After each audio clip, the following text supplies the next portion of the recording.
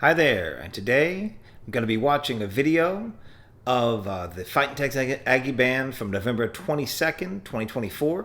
That's when they were getting ready for the Lone Star Showdown.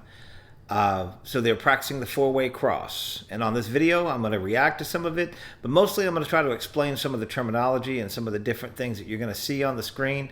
This is from a rehearsal, so you're not going to see them in uniform. This is not in the stadium. It's at the Dunlap drill field. While you're watching the video, you're going to see some students marching without instruments, kind of looking around, kind of keeping their eye on all the positions.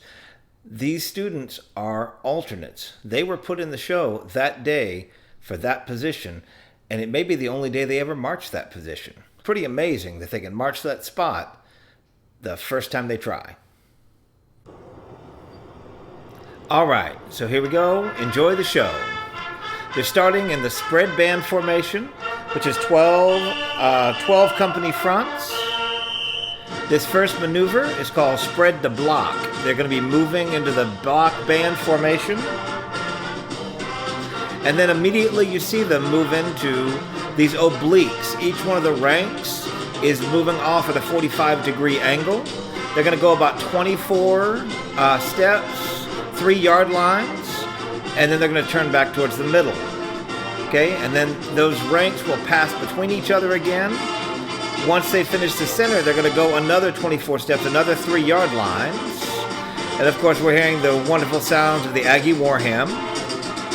Okay, once they hit that other 24 steps, now you also notice that each of the ranks has gone 2 steps apart from each other. They're not hitting the spots identically at the same time. They're 2 steps apart. Now we're playing Cyrus the Great is the name of the song, Cyrus the Great.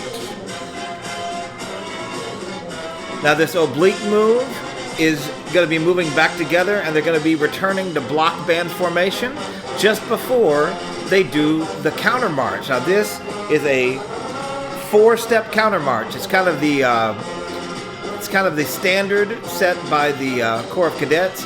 It has 4 separate movements, very crisp, very precise. Now coming through the group on the counter march, you're going to see the bugle rank is going to be leading them out of the counter march and then into the next maneuver, which is called the minstrel turns. Okay, now the minstrel turn actually requires 2 marchers to be in the same place at the same time, which, pretty much impossible. That's why you see them in this up-close shot. You see them adjusting their bodies. You see them adjusting their horns to get in between the marchers as they're coming through. The bugle rank is leading them out to the 4 corners to prepare them for the 4-way cross.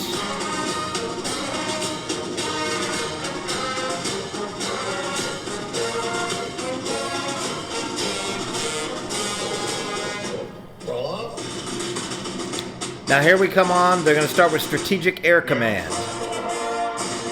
Now you can see how spread out the band is. The band is at the 4 corners of the field and just now starting to move back towards the center. The drum major is standing in the center of the field, and that's where all 4 lines, all 4 groups of students is going to pass within the same area.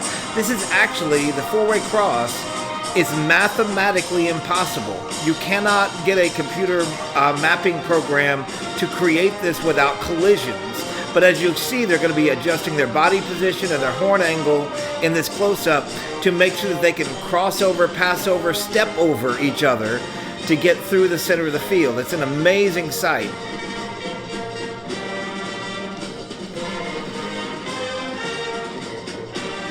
From this view, you can really see all the near misses. You can see the tuba bells turning so that they can make sure that their bodies can move in between those students that they're closest to. Now, just a reminder, as they're playing right now, they have not stopped marching for the entire show. Now they're 100 yards apart from each other, facing in 4 different directions, and they're still playing accurately together. It's an amazing skill that they have. Now, as the band starts coming back together and regrouping here, you're going to see a whole mixture together as they get back to block band. It's a mixture of flanks and crossovers and minstrel turns, some 4-step and 2-step counter march, as they regroup, and then there'll be the one final 4-step counter march as the band finishes in block band formation and comes back across the field. And the last song they're going to perform is Cathedral.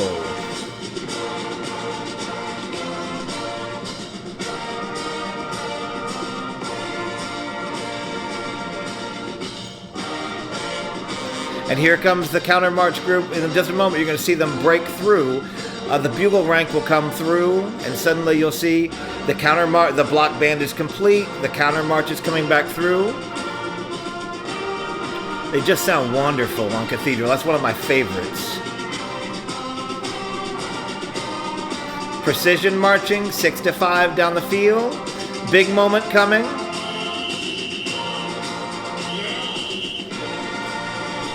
They did a nice big crossover there to go into their final formation to finish the song Cathedral.